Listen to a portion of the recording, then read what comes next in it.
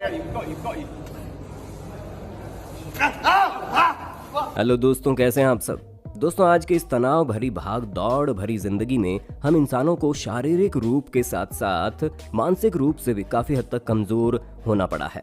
और तो और ऊपर से कोरोना की महामारी मानो कंगाली में आटा गीला ही हो गया है। हर एक पल मौत और जिंदगी का खेल हमारे सामने अपने दांव खेल रहा है। तो दोस्तों, ऐसे में हमें खुद को शांत करने की काफी जरूरत है और इसलिए डॉक्टर्स के साथ काफी लोग मेडिटेशन और एक्सरसाइज की काफी महत्व समझते हैं।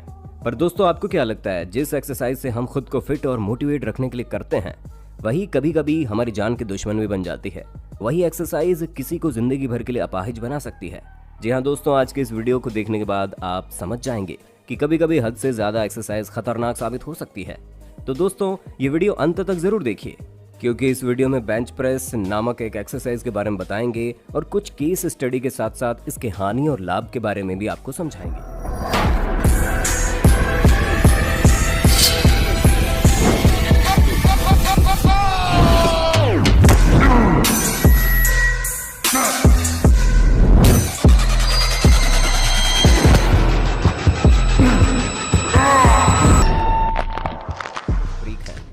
तो इस वीडियो पर एक लाइक तो बनता है और इस वीडियो को अपने सारे फिटनेस फ्रीक दोस्तों के साथ शेयर जरूर करें ताकि वो भी इस एक्सरसाइज के बेनिफिट को जान पाएं। तो चलिए दोस्तों, वीडियो को शुरू करते हुए सबसे पहले जानते हैं बेंच प्रेस क्या है। तो दोस्तों, बायोलॉजी में ह्यूमन बॉडी के चेस्ट को पेक्टोरल कहते हैं, जिसके ऊपर के भाग को पेक्टोरल मेजर कहते हैं। और इस पार्ट को टून करने के लिए बारबेल की हेल्प से बेंच पर लेट कर वर्कआउट किया जाता है, जिसमें बारबेल को ऊपर की ओर चेस्ट की ताकत लगाकर हाथों की मदद से पुश करते हैं और उसे बेंच प्रेस करते हैं। ये काफी कारगर वर्कआउट है जो कि आपके चेस्ट को सही एवं आकर्षक शेप देने में मदद करती है। पर दोस्तों, इस एक्सरसाइज को करने का एक सही तरीका होता है। आप में से जो जिम जाते हैं उन्हें इनके बारे में पता ही होगा कि बेंच प्रेस को अगर गलत तरीके से कर दिया जाए तो इससे हमारी मसल्स पर क्या प्रभाव पड़ सकता है और ये कितना खतरनाक हो सकता है। तो दोस्तों, चलिए अब समझते हैं इसे एक केस स्टडी के साथ। दोस्तों, ये हैं रियान क्रॉले, एक मशहूर बॉडी बिल्डर जो अपने एक दोस्त लैरी वींस को एक मशहूर पावर लिफ्टर के साथ जिम में अपनी ट्रेनिंग कर रहे थे और वे बड़ी आसानी से अच्छे से बेंच प्रेस मार रहे थे। पर बेंच प्रेस करते करते अचानक उनके इन मसल पर थोड़ी टेंशन महसूस हुई और फिर उन्हें मसल टियर हो गई और वे बेंच से नीचे गिर जाते हैं और फिर उन्हें मेडिकल सुपरविजन में रखा गया। तो डॉक्टर्स ने बताया अपनी कैपेसिटी से ज़्यादा वजन उठाने की वजह से इनकी मसल टियर हो गई। टियर तो समझते हैं ना, फट गई। दोस्तों, अब समझते हैं कि ये आखिर हुआ कैसे। जैसे कि मैंने वीडियो की शुरुआत में आपको बताया, बेंच प्रेस का सीधा प्रभाव हमारे चेस्ट मसल पर पड़ता है और ये मसल हमारे हाथ के सबसे बड़ी हड्डी ह्यूमरस से जुड़ी हुई होती है। और दोस्तों, मसला क्या है कि वो हमारे टिश्यूज का एक समावेश है जिसमें हमारी बॉडी फ्लूइड भरी रहती है। दोस्तों, इसे एक उदाहरण के तौर पर अगर मैं समझाऊं तो मान लो काफ़ी रस्सियों को एक साथ टाई अप करके बांध दिया गया है और एक भार को आप उठाए हुए हो। अगर उन पर भार बढ़ता है तो वे एकाएक टूट जाएंगी। ठीक उसी तरह बेंच प्रेस में यदि कोई व्यक्ति अपनी कैपेबिलिटी से अधिक भार उठाता है तो उसकी मसल टियर होने के चांसेस बढ़ जाते हैं। और यही हुआ रियान क्रॉले के साथ। इन्होंने अपने कैपेसिटी से ज़्यादा वजन उठाने की कोशिश की और अंजाम आपके सामने है। दोस्तों, आपको बता दें, मसल टियर होने पर मसल के उस हिस्से पर ब्लू ब्लैक कलर के धब्बे हो जाते हैं और कभी कभी सीरियस मसल टियर होने पर सर्जरी की ज़रूरत पड़ जाती है। पर दोस्तों, यहाँ एक और बात गौर करने लायक है, वो ये कि पावर लिफ्टर और एक बॉडी बिल्डर में डिफरेंस। जी हाँ दोस्तों, इन दोनों को लेकर काफ़ी कंफ्यूजन आप लोगों के मन में होगी। तो चलिए आपको बताते हैं आखिर इन दोनों के बीच क्या डिफरेंस है। दोस्तों, एक बॉडी बिल्डर की मसल डेंसिटी काफ़ी गहरी होती है, यानी इनके मसल्स काफ़ी टोन्ड और फूले हुए दिखते हैं। वहीं पावर लिफ्टर की मसल डेंसिटी इतनी गहरी होती है कि इनके मसल एक बॉडी बिल्डर से थोड़े कम टोन्ड और फूले हुए रहते हैं। पर दोस्तों, ज़्यादा स्ट्रेंथ एक पावर लिफ्टर की मसल में होती है क्योंकि वो क्वांटिटी से ज़्यादा क्वालिटी पर फोकस कर ज़्यादातर वजनदार वेट नहीं बल्कि एक मॉडरेट वेट को बार बार उठाने की प्रैक्टिस करते रहते हैं, जिससे उनके मसल के इनर पोर्शन में खून का बहाव अधिक हो जाता है और उनके मसल में ताकत ज़्यादा आ जाती है।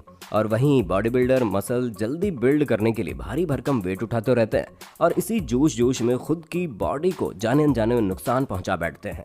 और दोस्तों, यही हुआ रियान क्रॉले के साथ। उन्होंने एक साथ 450 LBS यानी अराउंड 200 किलो के वेट को उठाने के चक्कर में अपनी मसल टियर कर दी। दोस्तों, इससे एक बात और सामने आती है कि एक बॉडी बिल्डर और एक पावर लिफ्टर की ट्रेनिंग में काफ़ी अंतर होता है। भले ये दोनों एक दूसरे को शारीरिक बॉडी की रूपरेखा में काफ़ी हद तक रिजेंबल करते हैं, पर दोस्तों, इनकी बॉडी के बायो मैकेनिज्म एक दूसरे से काफ़ी अलग होते हैं। इसलिए फ्लैट या इंक्लाइन बेंच प्रेस मारते हुए हमें खासा ध्यान रखना चाहिए, क्योंकि इन पोजीशंस में हमारे कंधे काफी हद तक किसी भी इंजरी के लिए वल्नरेबल हो जाते हैं, क्योंकि हमारे दोनों कंधे हमारी छाती से काफी दूर हो जाते हैं और जो कंधे से हड्डी निकलकर फोर आर्म बाइसेप तक जाती है वो इतनी दूर हो जाती है कि पूरा वेट का भार कंधे पर आ जाता है। और दोस्तों, जिन लोगों का जॉ रोटेटर कफ वीक होता है तो फिर तो इंजरी के चांसेस और ज़्यादा बढ़ जाते हैं और इन्हें अपने चेस्ट के फ्रंट डेल्टॉइड पर प्रेशर फील होता है। और दोस्तों, जो हमारे एक्सटर्नल रोटेटर कफ होते हैं जैसे इंफ्रास्पिनेटस और टेरेस माइनर, जो आपके आर्म्स को बाहर की तरफ रोटेट करवाते हैं, और अगर वो दोनों ही वीक हो जाते हैं तो आप फ्लैट बेंच प्रेस सही तरीके से नहीं कर पाएंगे। और यहीं पर दोस्तों एक और पॉइंट भी आता है जो काफ़ी ज़्यादा महत्वपूर्ण है। दोस्तों, जिन व्यक्तियों के हाथ लंबे होते हैं उन्हें फ्लैट बेंच प्रेस लगाने से बचना चाहिए, क्योंकि फ्लैट बेंच प्रेस मारते समय जब वो रोड को नीचे लाते हैं तो उनकी एल्बो काफ़ी नीचे तक आ जाती है और तभी बारबेल उनके चेस्ट को छू पाती है और इससे उस व्यक्ति का पैक खिंच जाता है। और जब उस खिंचे हुए पैक पर रेजिस्टेंस के तौर पर भार वो व्यक्ति पकड़ा रहता है तो मसल टियर होने की संभावना काफ़ी हद तक बढ़ जाती है और वेट को वापस पुश करते वक्त भी वो मसल टियर हो सकती है। पर दोस्तों, क्या आपको लगता है मसल टियर केवल भारी वेट उठाने से ही हो सकती है?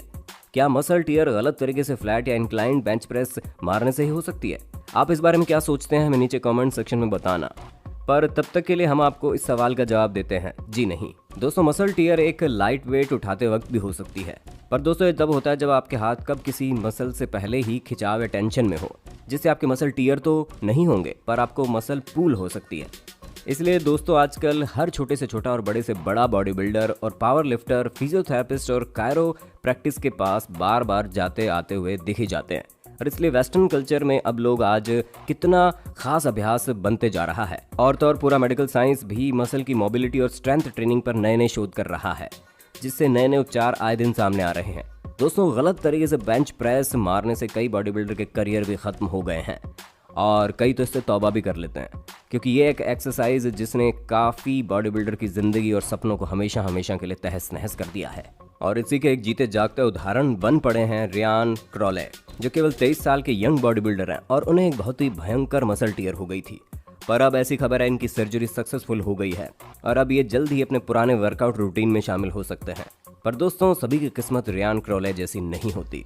इसलिए दोस्तों, चाहे वो फ्लैट बेंच प्रेस हो या इंक्लाइंड बेंच प्रेस, सबसे पहले आपको स्ट्रेचिंग कर अपने मसल्स को खोलना होगा और उन्हें एक भार उठाने तक की मोबिलिटी और स्ट्रेंथ पैदा करनी होगी।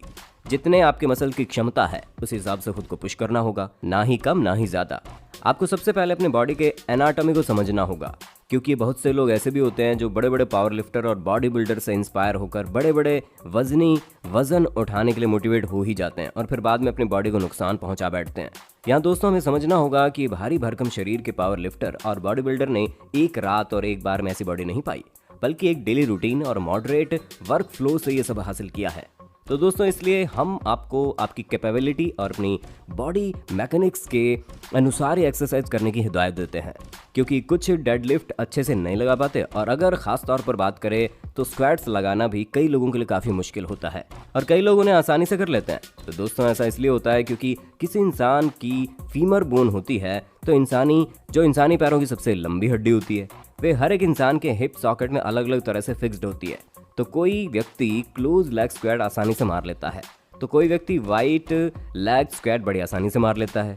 तो दोस्तों, इस तरह की high compound exercise body to body depend करती है कि एक व्यक्ति की बॉडी बायोमैकेनिक्स पर या उसके अनुसार ही एक्सरसाइज करनी चाहिए, तभी आप लोग फिट, नेचुरल और आकर्षक बॉडी फिजिक बना पाएंगे बिना किसी मसल टियर और बॉडी इंजरी के। तो दोस्तों, आज का वीडियो यहीं पर खत्म होता है। और बेंच प्रेस लगाते हो और आप क्या क्या गलती कर रहे हो अब तक बेंच प्रेस लगाते हुए हमें आप नीचे कमेंट बॉक्स में ज़रूर बताइए। और दोस्तों, ऐसे ही अनोखे और अनूठे वीडियोस देखने के लिए हमारे चैनल को सब्सक्राइब कर नोटिफिकेशन बेल को ऑन कर देना, ताकि हर नई वीडियो की नोटिफिकेशन आपको मिलेगी सबसे पहले। क्या कहते हैं?